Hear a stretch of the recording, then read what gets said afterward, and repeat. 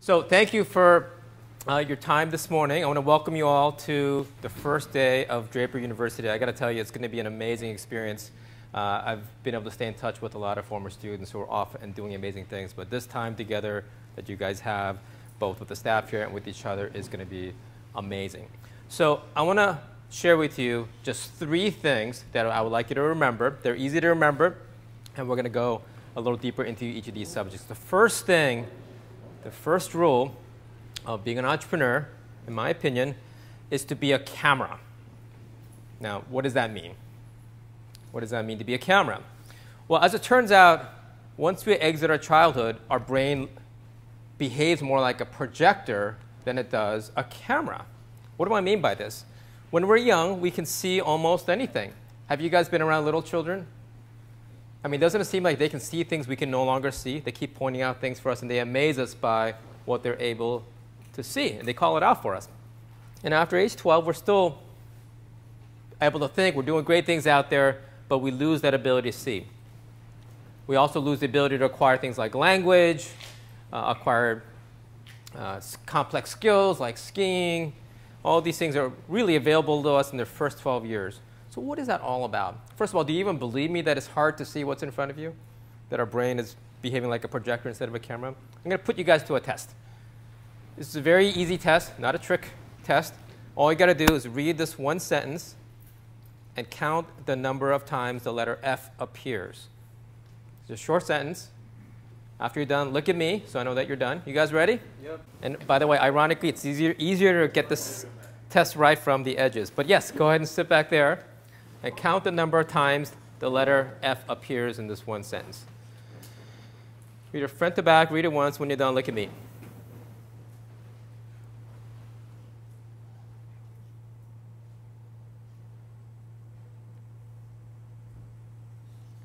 Okay, how many people saw all 3?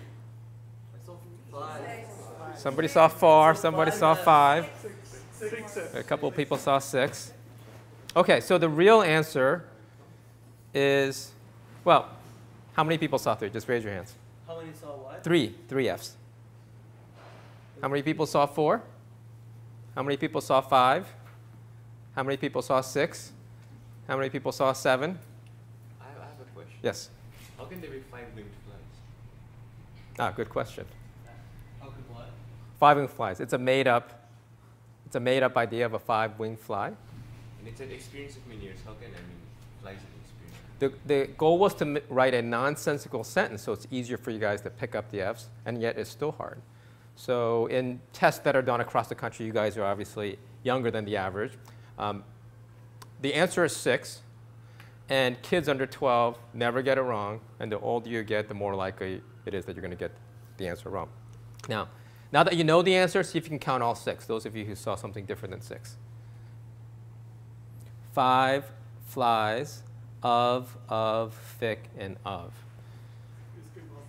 So this is an amazing thing. As it turns out, very few adults can see all 6 Fs, even though it's right in front of us.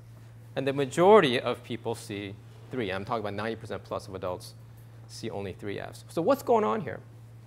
Why does our mind go from being a projector, going from being a camera when we're young to being a projector? Now, the answer to that question was the subject of the first talk I gave at Draper U. That's all on video. So instead, I'm going to focus on the second thing to remember as an entrepreneur, which is the idea of aiming high. Now, aiming high, thinking big, all these things are things you've heard about. But I'm going to tell you about how difficult this really is and what it's going to take to aim high. And for the sake of it, I'm just going to say aiming high. I'm going to define it as aiming at least 10x.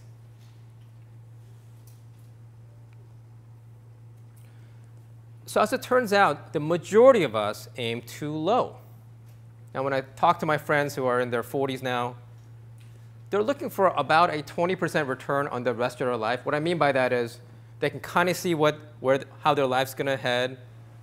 They know who they're going to be married to. They know how they're going to retire, where they're going to be. That's aiming too low. That's aiming for 20%. Aiming for 10x means you have no idea where your life's going to end up, even at age 40. Now, the majority of us are pretty good at aiming high when we're young. The older we get, the lower we set our horizons. Now, what is this all about? In fact, I think it's pretty easy to pick out somebody who's aiming too low. You can tell by the kinds of questions they ask. So in the investment business, you want to aim for high returns, right? Whether you're a venture capitalist or a public company investor, you want high returns. As it turns out, most people are aiming for low returns. They're typically looking for about a 20% return. And the way you pick them up is by listening to their questions. If they say, I like that stock, but I want to look for a 10% dip in the stock price to buy it, they're letting you know that the expected return is only 20%. That 10% matters, right? That's half your gain. Whereas if you're aiming for 10x returns on your investment, you don't care about a 10% difference in entry price. That's rounding error. And yet the majority of the world is looking for low returns. Now, there are several issues with aiming too low. The biggest one is that you actually get there. So success in aiming low is defined by you make your 20%. Whereas if you're aiming 10x, even if you fail, you might still do 3x. Furthermore, aiming too low has become the crowded trade. Everybody's afraid of risk. And I got to tell you, oftentimes the risk of not doing something is a lot higher than the risk of doing something. And yet, we become so conditioned to be afraid that the majority of people are aiming too low. So aiming high is the uncrowded trade. There's almost nobody that's looking for 10x returns. Almost everybody is looking for very low returns. It's called treasuries. The majority of people over the last 5 years have been invested in treasuries, which has almost no returns. And because that's the crowded trade, they're not even going to get there. In fact, their yields on treasuries have been negative over the last 5 years. Here's another issue with aiming too low. When the stakes are low, people fight, right? And you hear this about oftentimes in academia. Because the stakes are so low, they fight over everything. They fight over parking spots, who's got the corner office. When the stakes are high, it brings people together. You realize it's all about growing the pie, whether it's sharing stock options, sharing the opportunity. Aiming high tends to build teams. It tends to encourage people to collaborate. I mean, if the Earth was suddenly at risk of getting hit by a meteor, everybody would get together. We'd fight this common enemy together. So when the stakes are high, people tend to unite. When the stakes are low, people become dividers.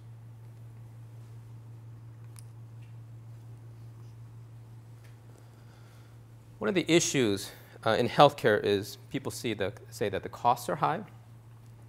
Well, one of the issues for costs being so high in healthcare, I've never heard anybody discuss. I think one of the things that's driving up costs in healthcare is that the pharmaceutical companies are aiming way too low. So guess what happens when you aim low? Let's say you've got 8 drugs out there for schizophrenia, and you try to bring a 9th one to market that's slightly better. Well, guess what? In order to show any benefit, you got to run massive trials requiring tens of thousands of patients for that small difference. So that's why the clinical trials cost hundreds of millions of dollars. The vast majority of drugs out there are Me Too drugs trying to gain small increment of advantage over the status quo. And so because the development costs are so high, the price that we all pay as consumers are so high. So ironically, aiming too low within the healthcare system is one of the causes of costs being so high.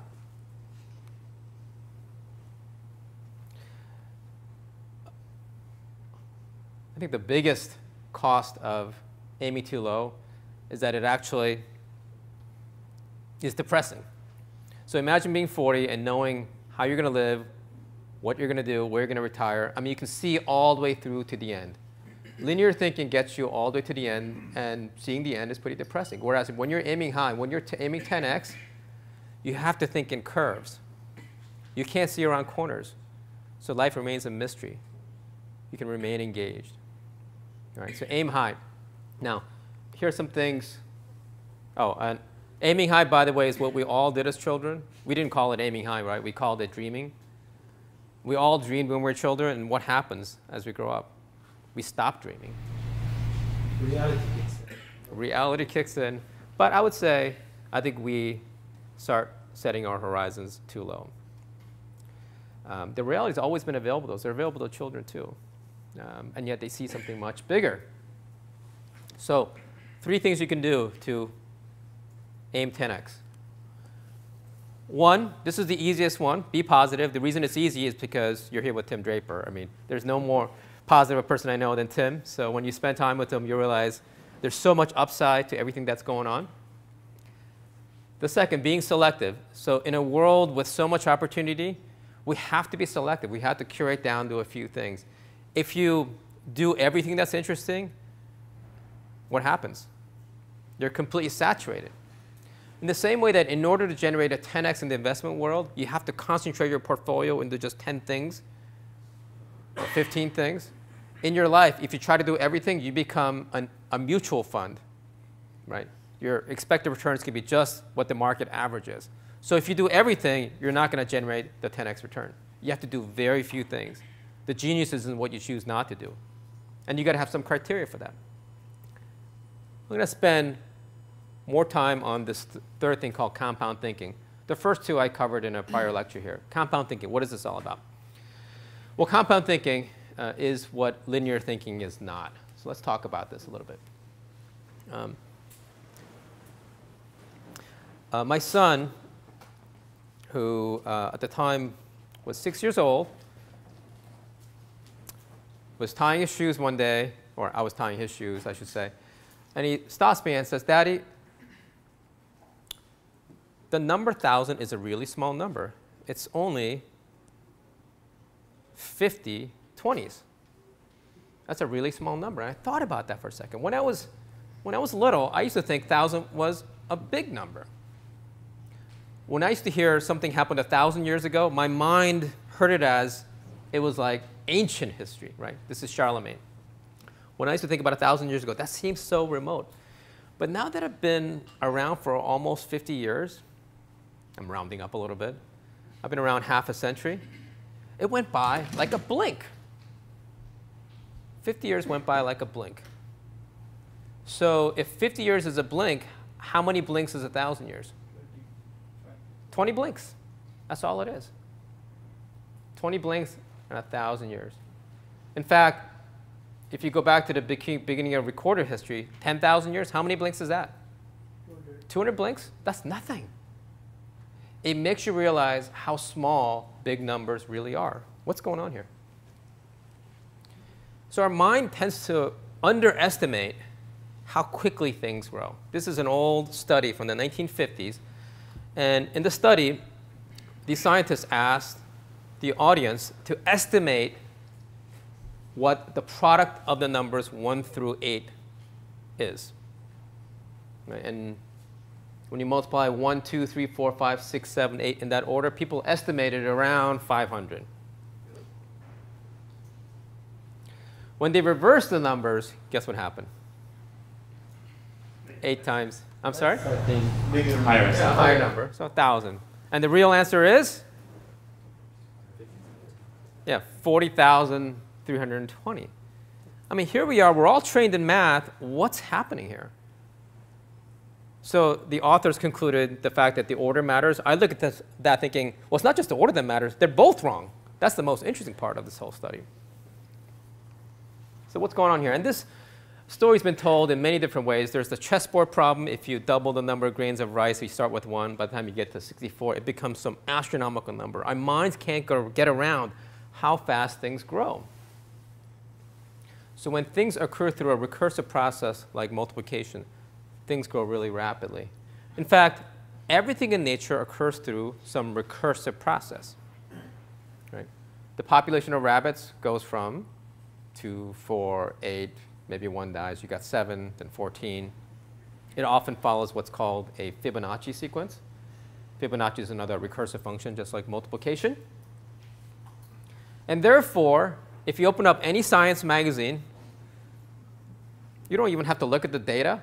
The charts all show a graph. Have you guys opened up any science magazine, any math magazine, any physics magazine? Everything in nature occurs through a curve. Why? Because everything in nature occurs through recursion.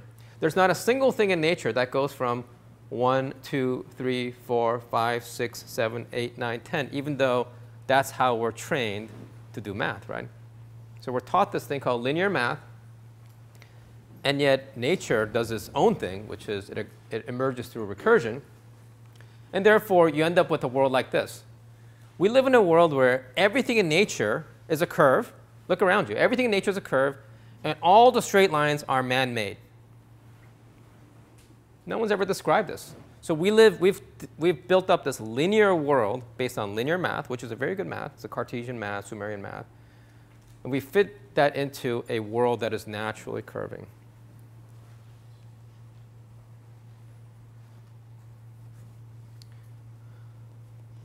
So the math that we all use was invented in several civilizations independent of each other. And I think it emerged because linear math became necessary as a function of transactions. We'll go over that in a second. So the Sumerian math, the Mesopotamian math, the Chinese math all have linear basis. And that's what we're taught in school. And the linear mathematicians will tell you that the difference between the number 10 and 1 is identical to the difference between the numbers 100 and 91, right? They say it's 9. Well, let me tell you how nature would look at this. Here's the difference between 10 pebbles and 1 pebble. And does that look the same to you as the difference between 100 pebbles and 91 pebbles? No. So in this case, it's actually the ratio that matters. So in linear math, we're taught these are identical. In natural math, we realize these are completely different things. In fact, if you were to take away numbers and just place, let's say, chips, here's how a modern student would place the chips on a scale of 1 to 100. They would place it this way. Right? There's 1 and 10. That's 91 and 100. This is the linear scale, right? What turns out, if you go to people that are untrained in modern math, this is how they would space quantities. So this next data was taken from Aborigines. This is how they space quantities. Remember, they have no math system. This is how, when you ask them to space pebbles on a 0 to or 1 to 100 scale, here's how they do it. In fact, this is also how American children do it before they enter preschool. So we're all wired to be able to do this. Let's just call it compound thinking, for the lack of a better word. And then we're trained into linear math. So think about the scale I just showed you. The best way to describe what we just saw is a compressive scale. Our minds were wired to think in a compressive scale. What I mean by a compressive scale is there's high resolution at low numbers. Right? You can see bigger spaces, and low resolution at high numbers. Why in the world would our brains be wired in this way? Why high resolution? Why can we discriminate between low numbers and we can't discriminate between high numbers in the natural world? Well, the first reason is because it's relevant. Low numbers connote scarcity, and it makes a huge difference whether you can tell there's 3 bananas or 2 bananas when you're making your choices, right? It makes no difference if you can discriminate difference between high numbers. 100 bananas versus 91, who cares? It's not relevant, right? So nature is wired in this ability to discriminate at low resolution and low numbers and have no resolution at high numbers. The second reason is Pareto's law. Have you guys heard of Pareto's law? The vast majority of things in nature happen infrequently. So most things happen at very low numbers. Very few things occur at high numbers. The third reason for the compressive scale is that you can compact a lot of information in a small amount of space. So the way our senses work, our hearing, our vision, everything works on a compressive scale, kind of like the Richter scale. You can pack a lot of information in the Richter scale, whereas if you have to depict seismographic information in a linear scale, it would go from here to the moon, right? So that's the third beauty of a compressive scale. It's highly efficient in terms of storing and processing and displaying information. So I was driving home one day and I realized, wow, even lampposts, when you really think about it, is a compressive scale.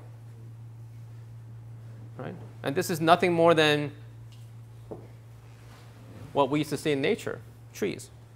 So when a lion is between the second and third tree, that's really relevant, right? It's about to get you. When the lion is between the 100th tree and the 101st, who cares? It's far away.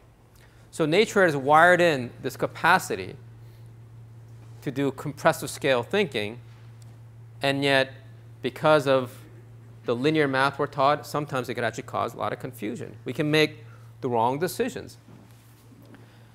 I've been floored at the inability of the financial markets to truly factor in risk, especially when things accumulate. So you could see in 2007 that if housing went down, the mortgages market would go down, which would take the banks down, which would take the stock market down, which would take the economy down. It was all lined up in sequence, right? Because things occur through compounding, recursion, as cascades, right? Everything dominoes. But if you were to think about that from a linear perspective, people are doing linear models of risk. They all underestimated how deep the abyss was, right? So think about this as the mathematical reasoning behind the black swan. Have you guys heard of the black swan? Black swan basically is Nassim Taleb's idea that outlier events are systematically underpriced by the market, right? So negative consequences are underpriced. What I just provided to you is the Darwinian reason or the biologic reason why people can't do this kind of estimation, especially if it involves recursive things, which is most things in nature. But it's not only the downside. What we're here to talk about is the upside. I actually think that linear math is great for a lot of things, including surviving in this linear world and the linear financial system. But in terms of thinking about growth, opportunities, thinking about your life, I think linear thinking gets in the way. I would recommend doing compound thinking because from what I see, the vast majority of people underestimate how great things are going to be, whether it's your life or the future. Oh, I give this example. We're all required to take a lot of math to get through medical school. And it leads to some issues because we're trained to think linearly in medicine. So we do this thing called the annual checkup. And yet if you look at our biologic decline, all of our biologic systems fail in a compounding way, right? If you look at our pulmonary function, renal function, cognitive function, everything's declining in a recursive way, and yet we do annual checkups. So what ends up happening is we oversample people when they're young, and we undersample people when they're older. The way we age, we're literally going from 69 to 72 to 85 to 150 to 500 to 6,000. We're getting that old that fast every year. So the linear construct here actually gets in the way of actually serving patients well. Okay, let's talk about the upside. So if you go back into the 93 and read about what people forecast about what's going to happen to the world because of the internet, even the most optimistic projections completely missed it. And people have admitted to this because it's hard to foresee back then through linear thinking how the world was going to be completely transformed. I mean, it's insane. Of course, 20 years ago, many of you were not even alive. But I tell you, we were there, and people were saying they had these crazy projections, and yet they completely underestimated where we would be in 2013. And that's because everything in the internet is recursive, right? The more websites there are, the more nodes there are, the more nodes there are, the more websites there are. Everything occurs through this recursive process. So as great as you think the world is today, imagine what the next 20 years are going to be. In fact, I'm telling you, it's hard to. Remember, the two things to remember is we got to get outside our heads. We got to see what's in front of us in order to see the problems.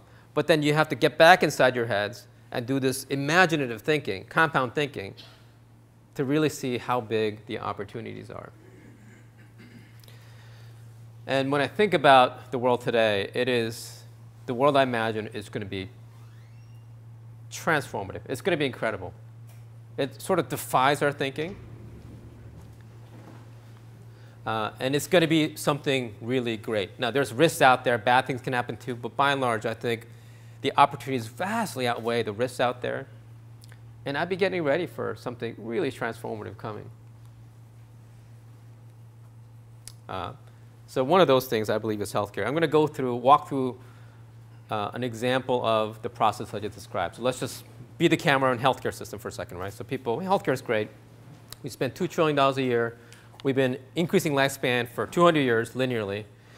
And we come up with more and more therapies to solve more and more diseases. We're doing great things. Now, that doesn't mean that we can't make it better and make it dramatically better. And one of the processes we can use is be a camera. Okay, so here's an example of being a camera. Germ theory has been around 100 years. And yet when you walk into the hospital, what do they have? They still have doorknobs, right? They have elevator buttons.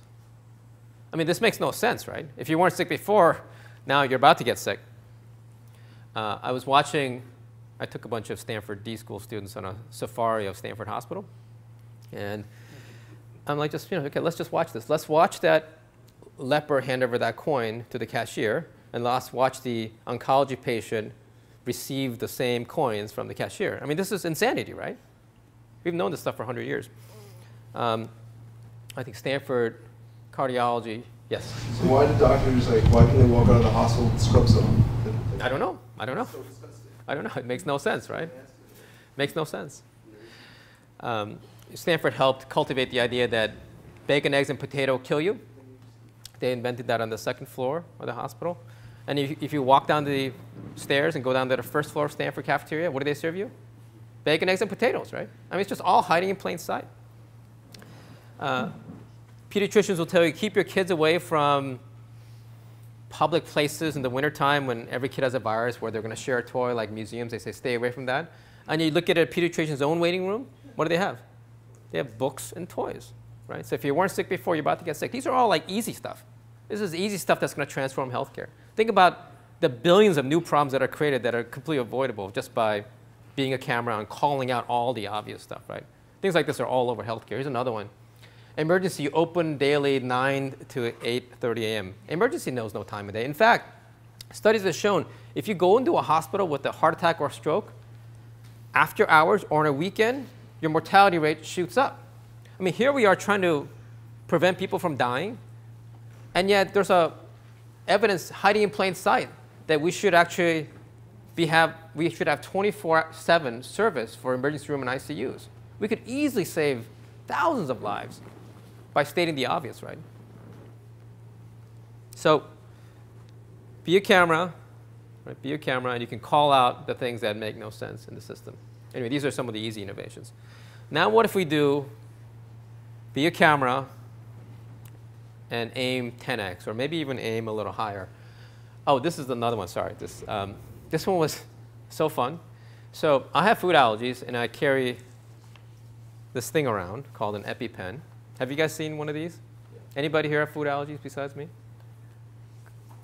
A couple of you. OK. So unfortunately, when people with severe food allergies get exposed, they go into anaphylaxis. Their airways tighten, blood pressure drops, and then you inject this, and in 2 minutes, everything reverses. So guess what my 7-year-old son asked?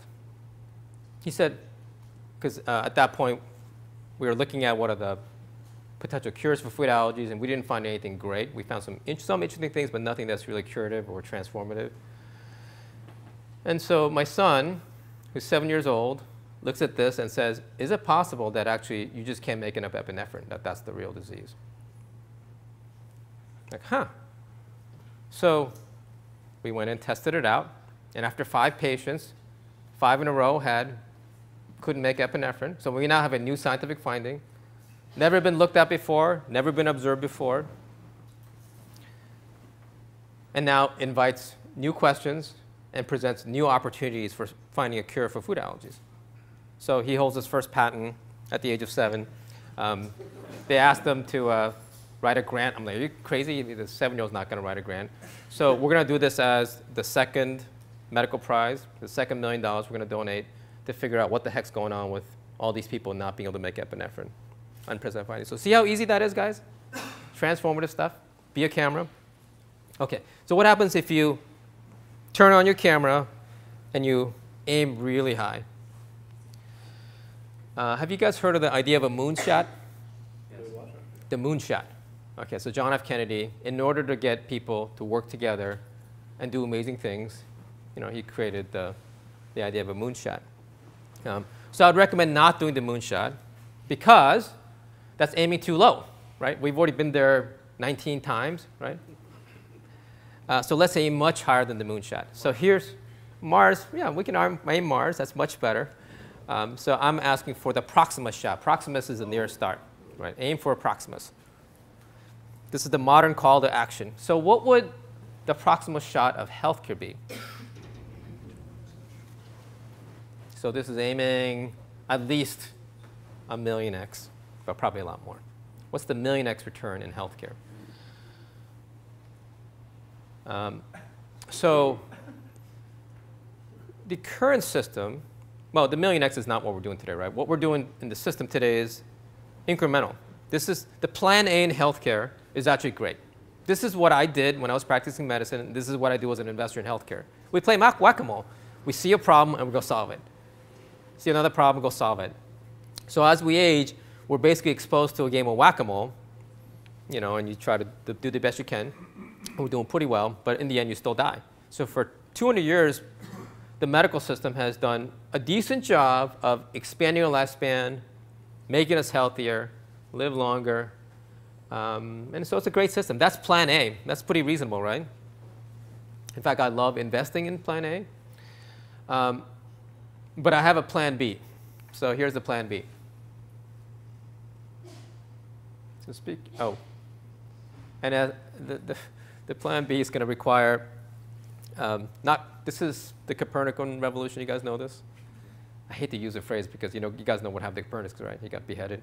The Copernican revolution of healthcare might look like something like this. You have a question? No. Okay. So the Copernican revolution was all about taking the existing data that everybody else saw and changing the framework, and all of a sudden the math became simpler. That's all he really did, right? So before Copernicus, people believed that the Earth was the center of the universe, right? Now we all know the center of the universe is Silicon Valley, but what he did was he took the math and he basically made the sun the center, and all of a sudden the orbit of the moon that used to have to be very complicated in order to fit the math now became sensible, right? So that's all Copernicus did. He just changed the framework, made it simpler, and things made sense. So what is the Copernican revolution of healthcare? What if you made medicine a lot simpler? What happens? Anybody know this person? Blaise Pascal, another mathematician. Mathematicians tend to be philosophers. So he had a philosophy that he called the Pascal's wager. This is Pascal's wager. Have you guys heard of Pascal's wager? Okay. So basically, he says you can't prove or disprove the existence of God. You can't prove or disprove this. But if you assume that he doesn't exist and you're wrong, well, I'm sorry, if you assume he doesn't exist and he does exist, you got a big problem. If you assume he does exist and you're wrong, it's a small price to pay. That's the Pascal's wager. You have this asymmetric payoff.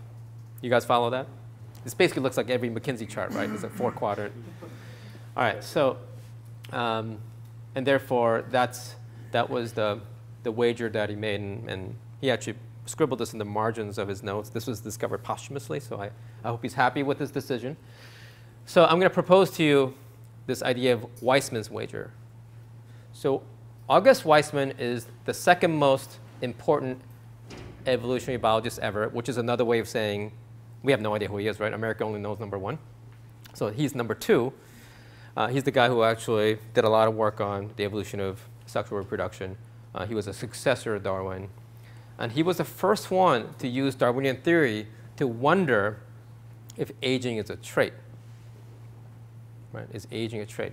Now, that idea was around for 50 years until it got killed by Peter Medawar, who was a Nobel laureate. It takes a Nobel laureate to kill a field.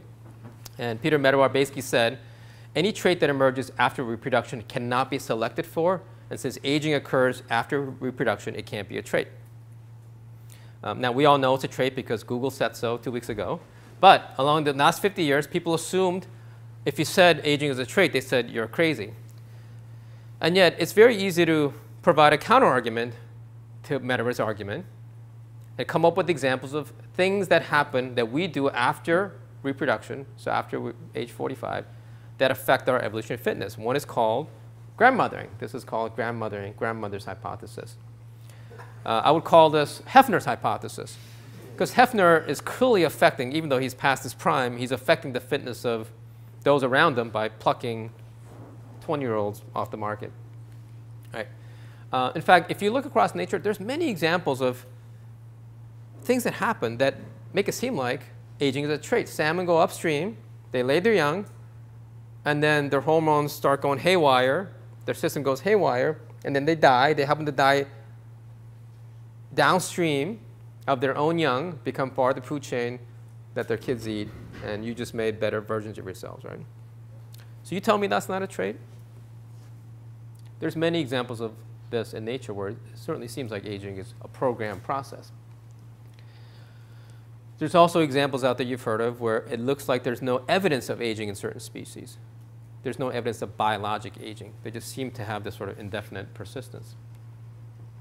In fact, it makes no sense from a thermodynamic standpoint that aging should be necessary, because as long as you can, we're not a closed system as a living system, so as long as there's energy around, we ought to be able to rebuild ourselves.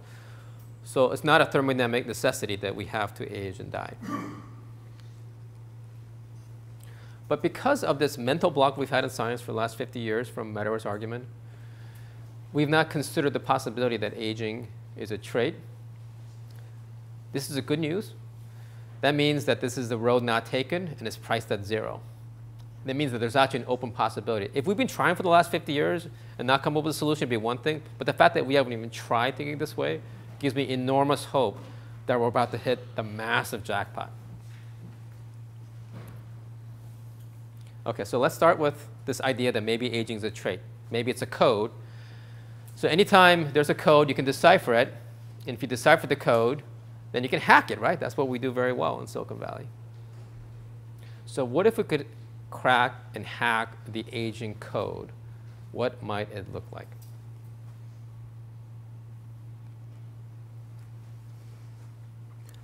There's an old idea in biology called apoptosis. Have you guys heard of it? Apoptosis? It's the idea that cells are programmed to die. This was a discovery made in the 50s and 60s. It took about 20 years for mainstream scientists to accept it, that there are genes built into every cell that allow it to age and die under the right circumstance. And now it's consensus. Everybody believes in apoptosis in cell biology. And yet no one's made the fractal leap to think about organisms as being programmed to die. The word would be called phenoptosis. So let's explore this. So every cell in our body is programmed to die. But there's a few cells that actually mutate, shut down their programmed death genes, apoptosis genes, and they become immortal. You know what we call them? Cancer cells. Exactly.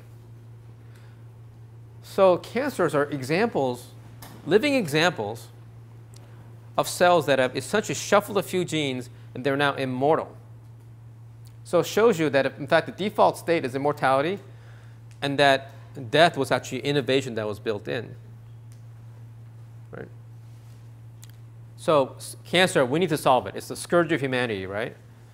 But I would suggest that at least a few of us should be focused on not what cancer is doing wrong. We should be focused on what cancer is doing right. As Bob Marley said, your worst enemy may actually be your greatest friend. So there's something built into cancer biology that we need to decipher. Because cancer is happening all over the world, right? Independent of each other, end up killing the host, but there's something going on. OK, so where might the death codes be hiding? Well, most likely hiding in plain sight, right? So we are wired for predators, right? The most common cause of death in nature is a predator. It's predation, right? Because in nature, every meal, you're either the prey or the predator. That's all that ever happens to you. And if you can survive a predator and go on to reproduce, the genes that help you survive the predator will become very popular. None of our forefathers or foremothers died before reproducing. That's unbelievable, right? So the collection of responses to help us deal with predators is called the fight or flight system. You guys have all heard of that, right? Yeah. So the fight or flight system's job is very straightforward. is to help you deal with that 4 minutes of terror in the wild. You're hiking in the Santa Cruz Mountains, you encounter a mountain lion. In the next 4 minutes, you're either dead or you've made it. So during those 4 minutes, you shut down all your long-term projects. Digestion, that's a long-term project that takes 12 hours. Reproduction, that's a 9-month project. Right now, you need to find that hole and run through it. So the fight or flight system will turn on your brain, raise your blood pressure, turn on your immune system. It'll flood your body with sugars, shut down digestion, shut down reproduction. Now, if you rethink about all the so-called diseases of aging, it's nothing more than the fight or flight system turned on all the time. Being alert all the time is called insomnia. Being scared all the time is called depression. Blood pressure being high all the time is called hypertension. You guys call it out. Immune system being turned on all the time is inflammation. Digestion being shut down is all the time is constipation. Reproduction being shut down all the time is infertility. In men, we call it erectile dysfunction. Flooding your body with sugars is called diabetes. So every so-called disease of aging turns out it's just one disease. And we just completely missed it. It's basically the fight or flight system that's activating. And the fight or flight system is one half of a system called the autonomic nervous system. You may have heard of it. It gets ignored over the cognitive brain. Autonomic nervous system should be thought of as the automatic nervous system is what controls your whole body except the conscious part. This is what it does, all the things that it does. So the Copernican revolution idea in medicine is to look at all the stuff that looks really complex and now turn the whole thing around and basically make it look like, okay, what if we make this the center? Maybe aging is basically one disease. So this could be the Occam's razor of aging. This could be one of the pathways by which aging and death occurs, right? There's probably others too. So these are the examples of switches. Maybe aging is a switch, and this is the switch that turns on it in our 40s is the fight or flight system. Of course, medicine is going the other way. We tend to atomize in medicine, right? We tend to add more and more diseases to the textbooks. And yet, if you look at the symptoms that characterize all of those diseases, it's still only about 20 symptoms that ever occur, right? Doesn't matter what the disease is, it's still going to be pain, nausea, dizziness, vomiting, rash. There's only a few things that ever happen, right? And the automatic nervous system controls all of these too. Things like heart disease. So heart disease doesn't occur in nature. In fact, in nature, the most common cause of a blood vessel getting injured is, a lion's tooth hanging on your blood vessel, right?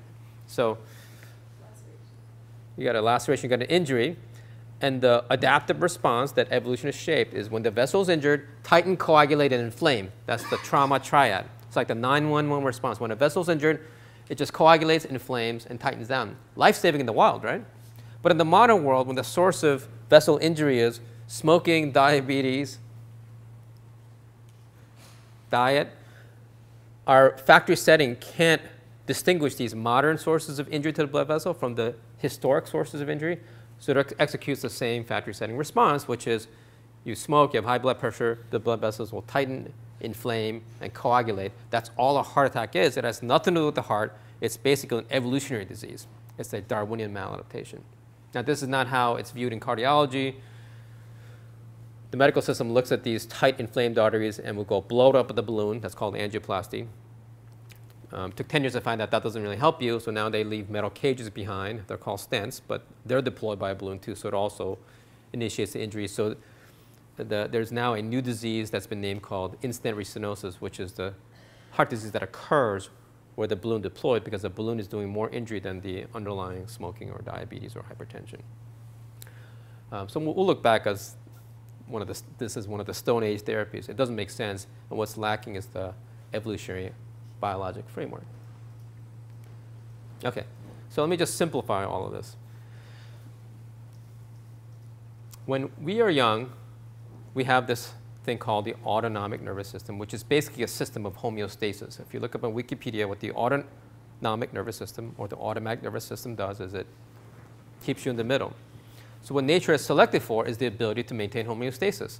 I showed this picture. You guys have no idea what this is, right? This is called a Weeble Wobble. It's a famous toy from the 1970s.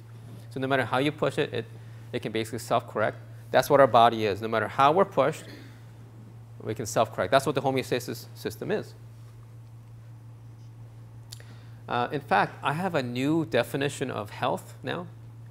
PR firms and marketing firms have been trying to come up with another word for health because things like wellness, and people are really struggling how to define health. Some people say vitality and energy. I mean, these are some, you've seen these words, right? Health is associated with vitality and well-being.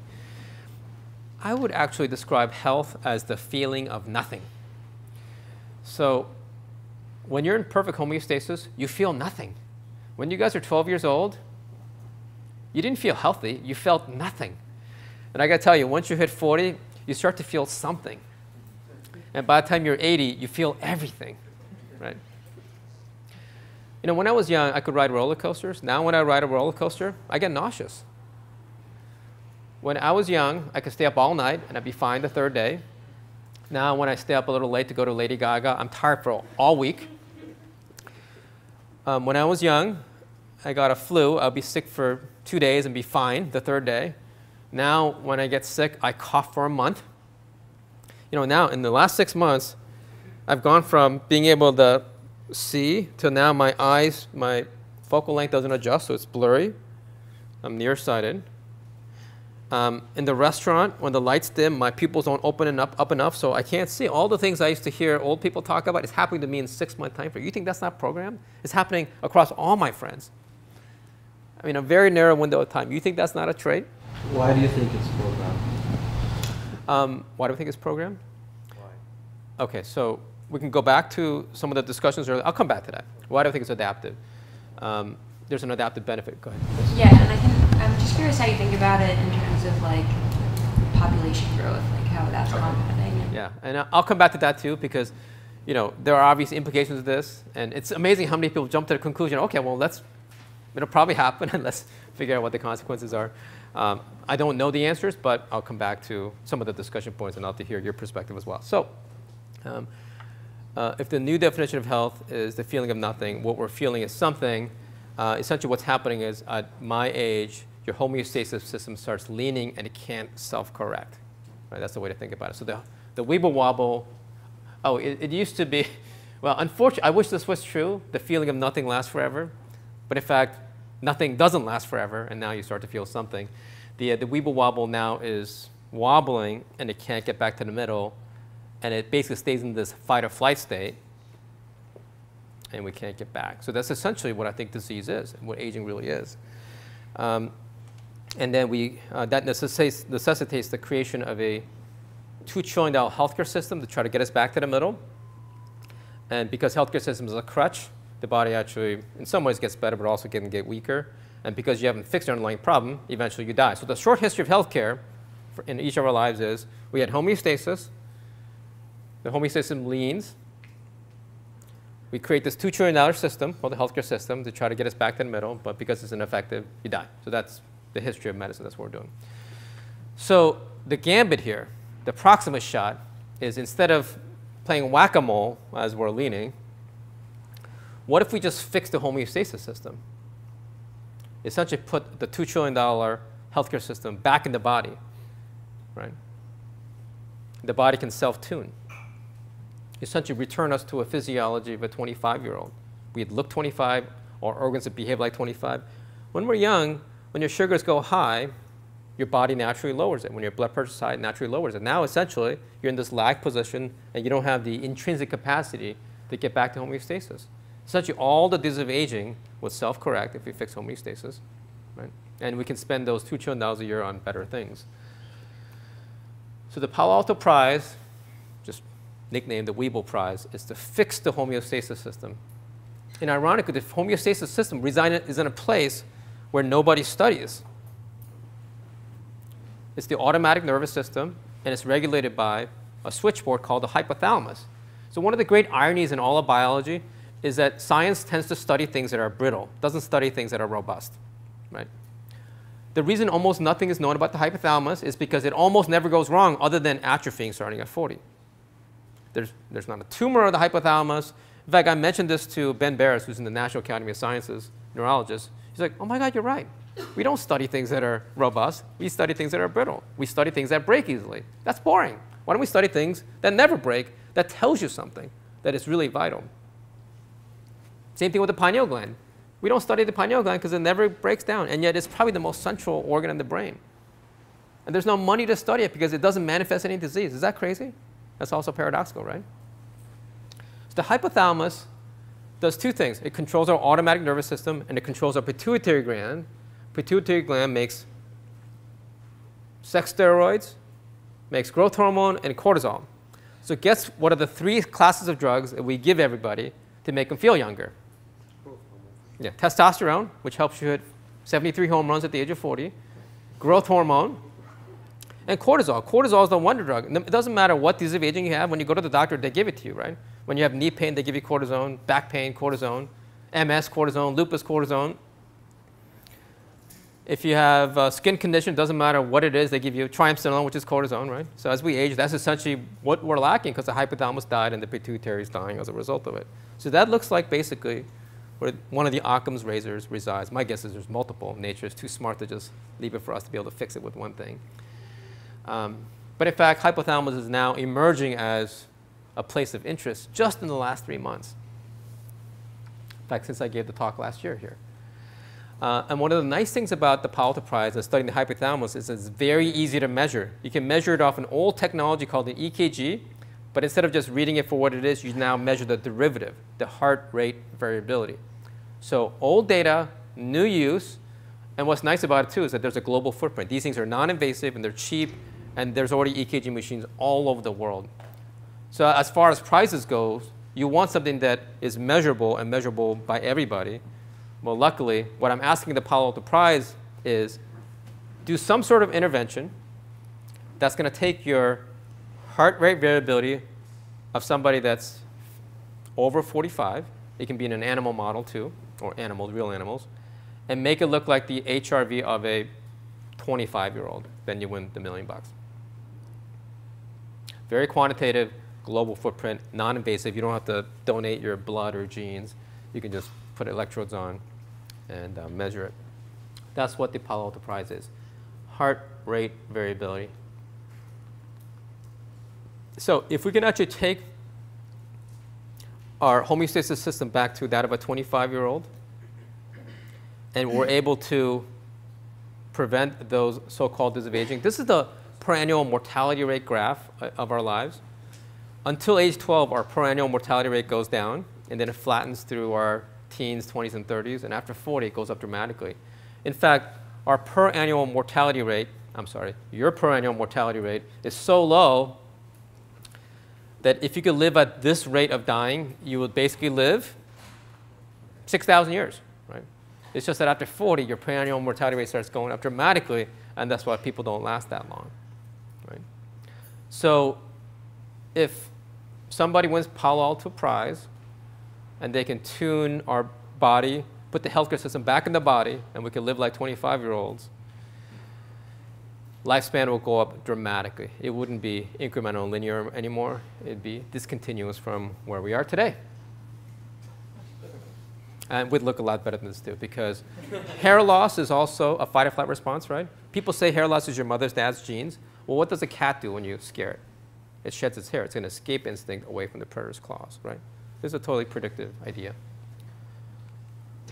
OK, so what can you guys do now, right, to improve your HRV?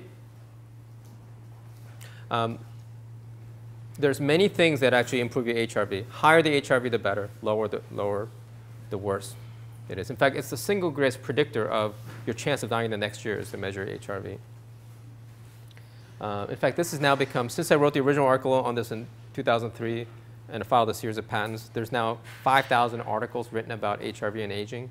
It's the thing that's hiding in plain sight. All I'm really doing is reaggregating it, right, making the Earth revolve around the sun, and now it's simplifying everything. So what can you guys do now? Any ideas? So number one is sleep. This is the requisite cat video, cat picture. So what sleep does is sleep improves your HRV. And this is the reason why improving sleep is upstream of reducing every disease of aging. What else improves HRV? Exercise, and having friends. I'm talking about real friends, not Facebook friends. So exercise improves your HRV. People say having community improves your HRV. I couldn't find any internet pictures of this, so this is another thing that improves HRV. This hypothesis is also the mechanistic explanation for Robert Sapolsky's theory. He talks about how stress is killing us, chronic stress. So one of the things that worsens HRV is chronic stress. So this is now, think about this as the mechanistic basis of why Sapolsky is right. So my guess is, oh, and here's another thing you can do to avoid making your HRV worse. So we know that stress is bad, but there's a component of stress that doesn't get talked about enough. Have you guys heard of secondhand smoke? Yeah. OK, so you should know about secondhand stress. Because if somebody next to you is freaking out, you're going to freak out. Because in the wild, if the wildebeest next to you is freaking out and you don't freak out, you're the one that's going to get eaten. So we're all wired to make the stress of others our own. Now, this is a very important idea, because this means we now have the potential to kill each other by being stressed out, right? You've heard of the idea that heart disease runs in families. They say it's because of your genes. I have no doubt that genes play some role in heart disease. What no one talks about is the paragenetic transmission of heart disease. Type A parents create type A kids. So this is Palo Alto parenting for you. We've now wrapped ourselves in our fears to a degree of total irrationality. This is how we live today. And this is killing us. This is very important. We need to realize that we can kill our loved ones by being stressed out.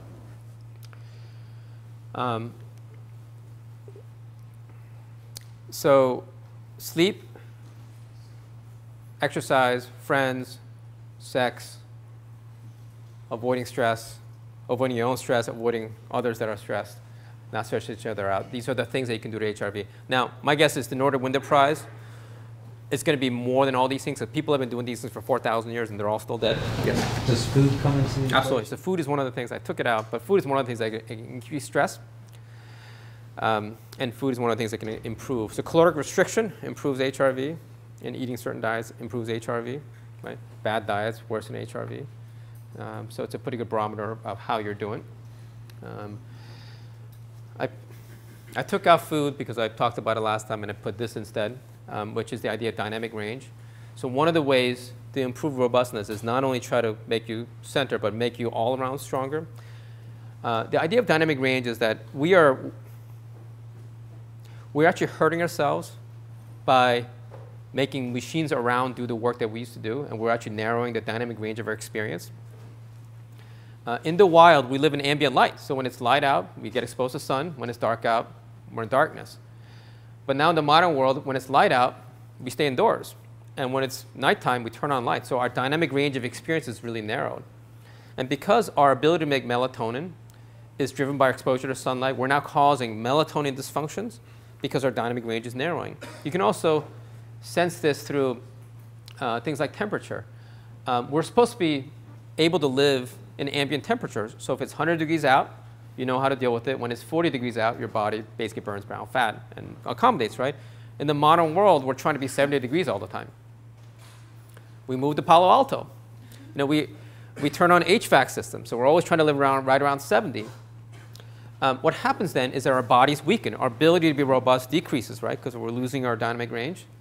So now, when I go to the East Coast, my dad's wearing a T-shirt and I'm wearing a parka because I've now debuffered. We're losing our buffers because we're losing dynamic range. In fact, one of our clients, when I gave this talk 10 years ago, she said, you know, my husband can tell the difference between 71 and 69. That's a catastrophe. If you can feel the difference between 2 degrees in your house, that means you've lost your robustness, right? So we're getting more brittle. And this is happening really everywhere in our lives. We're losing dynamic range of our muscles. This is temperature. We're losing dynamic range of sunlight. All these things point to, if you haven't been exposed to dynamic range for a long time, don't go out there and suddenly try to swim in the ice water or suddenly run out of the sun, because of environmental discontinuity. In nature, you never go from 70 to 20 degrees, right? You go gradually. In the modern world, if you do that, you're going to have heart attacks.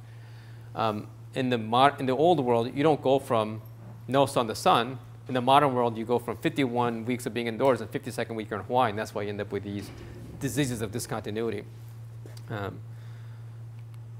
Okay, and this is the last one I want to end with. So what I particularly like about laughing, because laughing improves HRV, it's actually the only therapy we have. Well, all of our diseases of stress are contagious, because I said earlier stress is contagious, right? Plus viruses are contagious.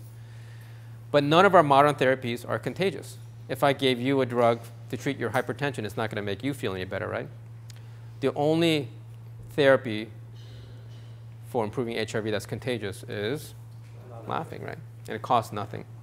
So those are among the things that you guys can do to try to improve with HRV. So I want to now close with the third thing I want you to remember. Remember, the first one was, what is it? Be a camera. What was the second one? Aim high. Aim high. And the third one, this is going to require no time to go over because it's sort of self-evident, is to do. Now, be a verb. Why is this important? Because we tend to think in nouns. So, people say the most important thing is having passion. But when you watch kids, they don't have passion. What do? They love, right? So, like I loved baseball, so I learned English and I learned math because I love baseball. My son is a musician because he loves music. And as adults, we're quick to correct them by saying, oh, they got passion. Yeah, they got passion. Passion is a noun. Let's think about why this makes a huge difference. Passion is something we have. Love is something we bestow. Right? So passion is all about me, and love is all about you. Like I would never say to my child, I have a passion for you. You would just say, I love you, right? One is a noun, one is a verb. People say, I have gifts, or people say they have gifts. What does it mean to have gifts? Isn't gifts about giving, or is it about having, right? So gift is something you give. It's not something you have. And at the end of the day, at the end of our lives, 6,000 years from now, are we the sum of what we have, or are we the sum of what we did? So when you think about being an entrepreneur, just remember the word entrepreneur is a noun. There actually is no English word to entrepreneur, even though it comes from the French entreprendre, which means to start something. And the English language, we've somehow lost the verb. We only have the noun and the adverb. So when you think about the third rule, think about taking action. Being an entrepreneur, which is what this school is all about, is about starting something. So this is the start of your Draper University experience, and this is the start of your journey as entrepreneurs. Thank you very much.